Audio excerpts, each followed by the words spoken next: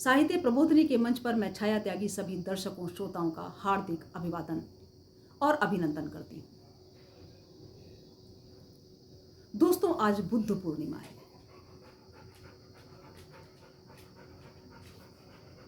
और बुद्ध पूर्णिमा मनाना हमारा तब तक सार्थक नहीं होगा जब तक कि हम बुद्ध के उपदेश को अपने जीवन में न उतारें, बुद्ध की बताई हुई मार्ग पर, उनके राह पर न चलें। तब तक बुद्ध पूर्णिमा मनाना हमारा सार्थक नहीं हो पाएगा। बुद्ध बुद्धत्व को कैसे प्राप्त हुए? अपने जीवन को संयमित करके,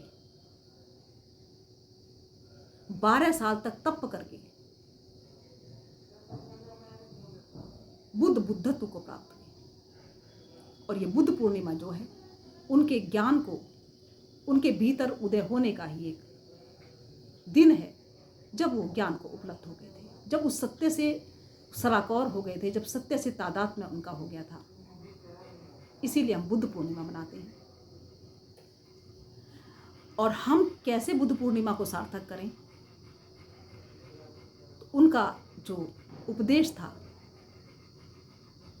जो सारे समाज को, सारे मानवता को उन्होंने उपदेश दिया, वो था विपश्यना का उपदेश। उनके जो ध्यान की विधि थी वो थी विपश्यना। और विपश्यना का अर्थ होता है कुछ करना नहीं है, जो जैसा हो रहा है उसको वैसे ही स्वीकार करते हुए सिर्फ दृष्टा बनकर अलग खड़े हो जाना है। आज जो स्थिति है, आज के प्रासंगिक युग में बुद्ध की शिक्षाएं बहुत ही महत्व की हैं कि जो कुछ हो रहा है, गीता के अनुसार जो हो रहा है वह भी अच्छा हो रहा है, जो होगा वह भी अच्छा होगा, जो हुआ है वो भी अच्छा हुआ है। उस तरह से देखें तो जो हो रहा है वो हमारे वश में नहीं है। इसलिए दृष्टा बन जाएं, खड़े होकर निहारते रहें, देखते रहें। बुद्ध समाधि को उपलब्ध हुए, बुद्ध बोधत्व को उपलब्ध हुए, तो उनकी एक छोटी सी विधि जो बुद्ध ने अपनाई वो है कि भैरव तंत्र के अंदर भगवान शंकर पार्वती जी को उपदेश दे रहे हैं। उस भैरव तंत्र में बहुत सी विधियां हैं। उसमें पहली विधि है जो बुद्ध ने अपनाई, और बुद्ध ने सिर्फ पढ़ा नहीं, बुद्ध ने उसको गुना और जीवन के अंदर उसको सार्थक किया। 12 साल तक उस विधि को अपनाकर, तपस्या करके। और वो विधि है कि सिर्फ ध्यान में बैठ जाएं। आप जहां पर भी बैठे हैं आलती पालती लगा लें, सुखासन में बैठ जाएं और अपने दोनों हाथों को अपने घुटनों पर रख लें, या दोनों घुटनों पर इस तरह से आप पहली उंगली को अंगूठे से दबाएं और इस तरह से रख लें।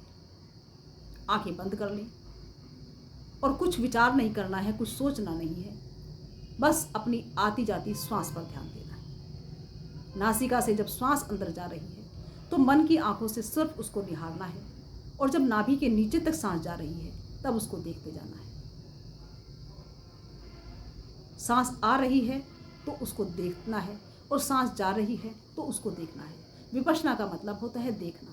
बस अपनी आती जाती सांसों को देखते जाएं। कुछ देर तक इस अभ्यास को करें। 5 मिनट से लेकर आप आधे घंटे तक इस अभ्यास को बढ़ा सकते हैं। देखिए, कुछ करना नहीं है। करेंगे तो बुद्धत्व को उपलब्ध नहीं हो पाएंगे। करना नहीं है, सिर्फ इस विधि को आप जानकर आप आती जाती सांस पर अपना ध्यान लगा दें। यही बुद्धत्व की शिक्षा है। तो चलिए हम जीवन में उतार पाएंगे इस बुद्धत्व की शिक्षा। अब उन बुद्ध की शिक्षा को, महात्मा बुद्ध के उपदेश को हम जीवन में जरूर लाकर अपना जीवन सार्थक करेंगे, ऐसी मुझे आशा है। बहुत बहुत धन्यवाद, बहुत बहुत आभार।